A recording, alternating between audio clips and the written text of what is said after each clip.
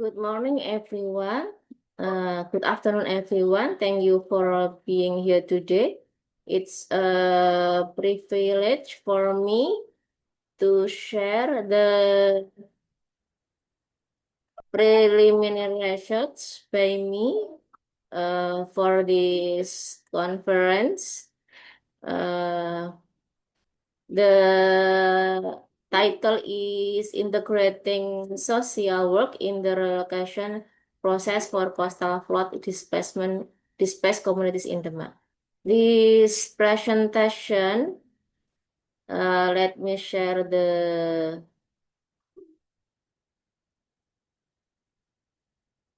whole presentation. Uh,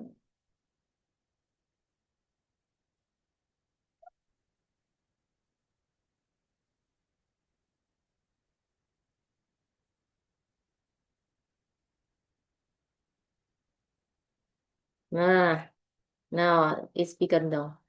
So the title is Integrating Social Work in the Relocation Process for Coastal Flood Displaced Communities in Demak. This presentation takes us into the heart of human-centered disaster response, where we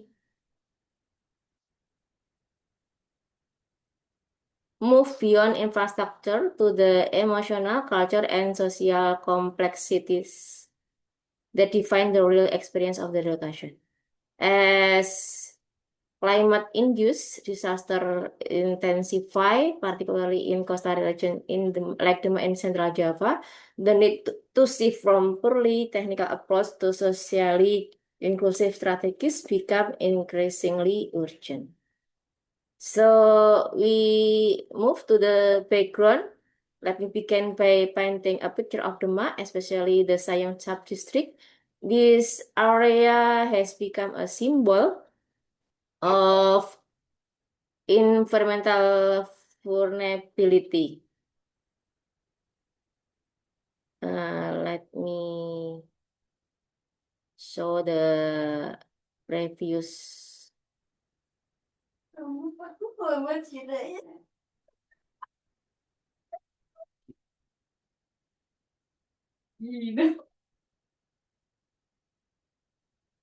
The previous.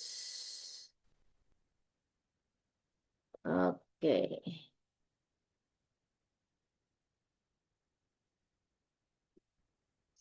So. No.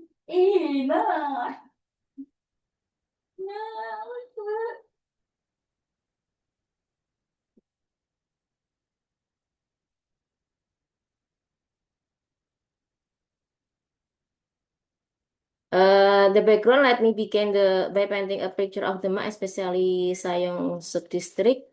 This area has become a symbol of environmental vulnerability in Indonesia, facing chronic coastal flooding, erosion, and ongoing land subsidence. Entire communities have seen their houses submerged, their land rendered infertile, and their sense of place slowly eroded. While various relocation efforts have been initiated, these are often framed through a narrow technical lens focused primarily on spatial planning and housing construction. What gets left out too often is the human side of the story, the trauma of living ancestral land, struggle to find new livelihoods, the disconnection from social network, and the loss of identity that follows. Why social work matters. This is where social work comes in.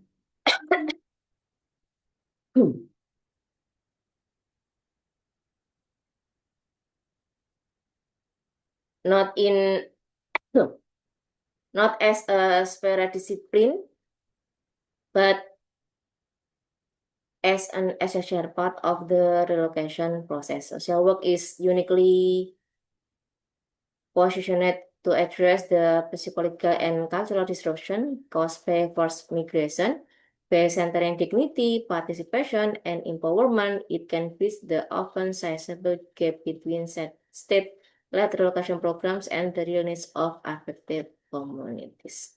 Without this human-centered led, even the most well-intentioned policies can fall short, resulting in community resistance, relocation failure, or a return to unsafe areas.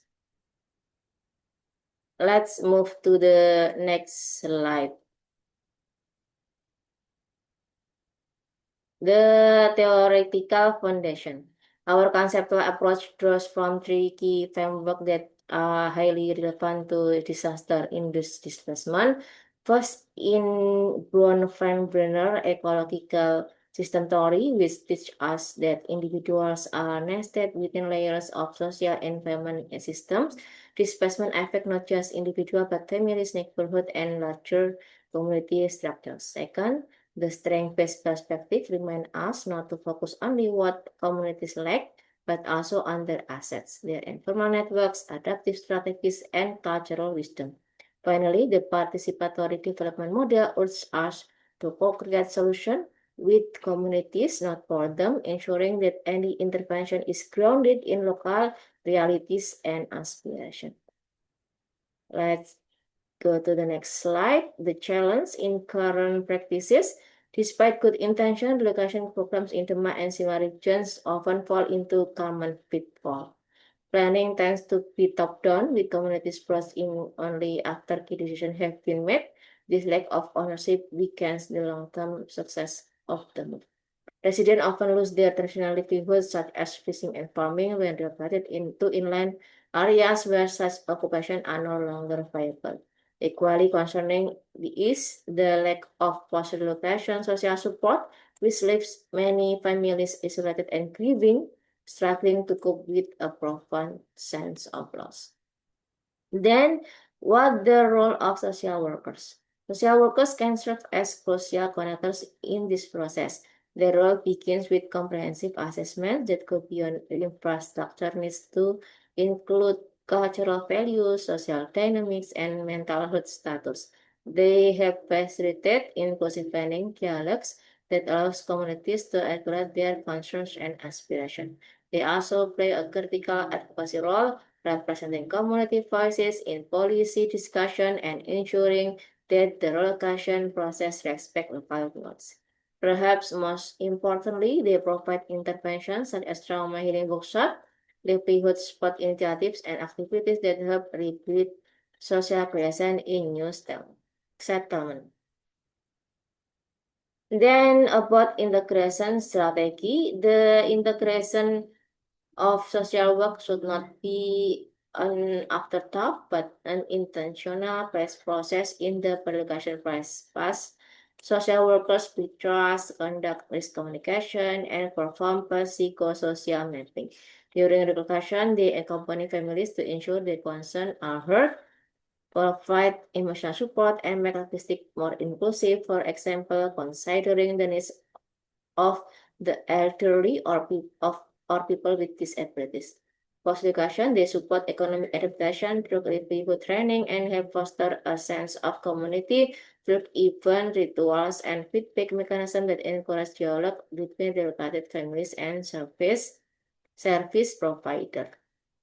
We have case study in the Rob affected village. To ground this approach, let's look the Rob village affected village in the such as Rimos Loko or Siwulan Sayung.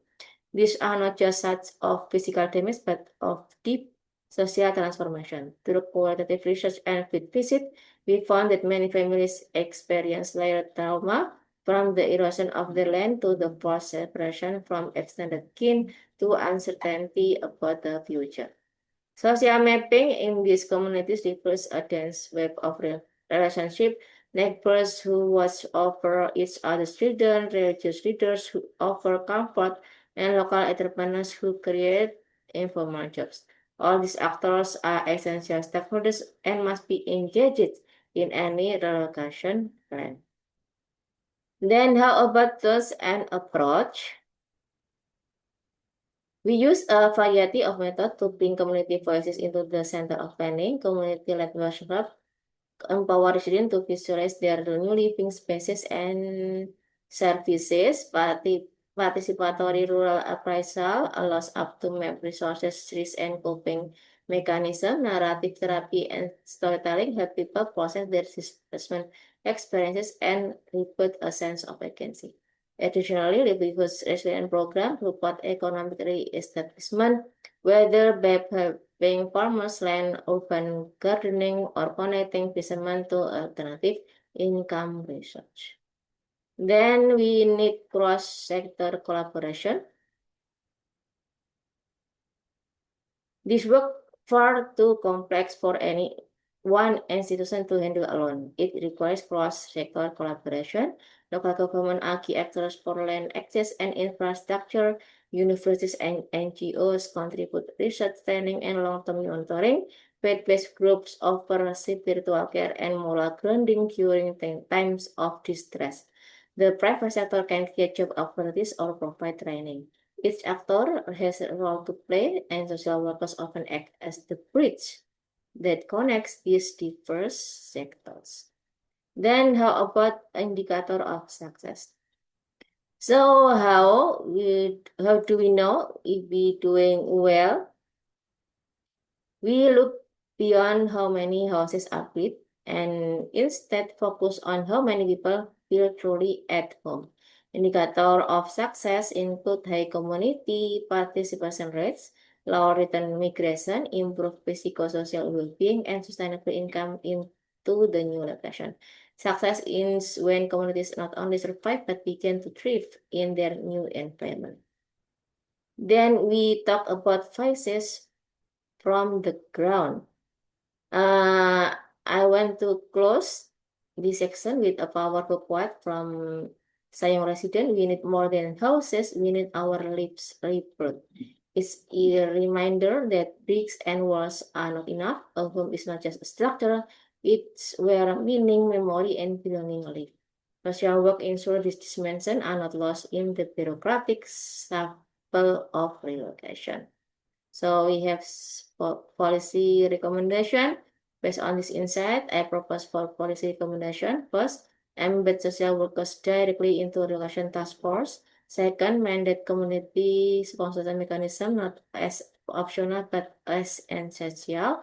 Third, allocate the specific budget lines for basic social program, including mental health and community building. And finally, monitor long-term adaptation outcomes, not just short-term output like buildings and roads. Then we talk about the conclusion. In conclusion, we must reframe from a technical process to deeply social transformation. It is not just about moving people out of danger zone. It's about rebuilding lives with dignity, resilience, and equity. Integrating social work into every part of the relocation journey offers us a pathway to do that more effectively and compassionately. In the era of climate change, we force migration will only increase. This human-centered model is not just relevant, but it is essential.